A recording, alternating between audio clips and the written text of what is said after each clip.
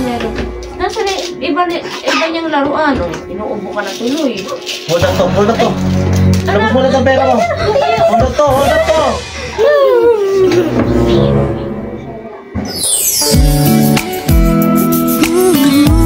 Kuya, kumain ka na ba? Kumain ka na? Hindi ko kailangan yan. May pagkain dito, oh. Ito, oh. Baka nagugutom ka, oh. Tingnan mo. Para pa yata to sa mga anak mo eh. Ay, hayaan mo yung mga anak ko. Kaya mag-tiis na gutom. Basta ikaw huwag kang magpapalitas ng gutom. Hindi ko kailangan yan. Pera kailangan ko. Mamaya na, makamit itong pera eh. Aba, ganda ng katawan mo ah. Siyempre, nag-ano ako. Taga saan ka ba? Diyan, sa may kanto lang. Sa may Saan kanto. ko? Sa may taas. Minsan bibisitahin kita doon ah. Pera, kanya ko pera. Stop, look, listen, and learn, ha? Kumain ka. Kumain ka muna. O yan. Ako, kuya.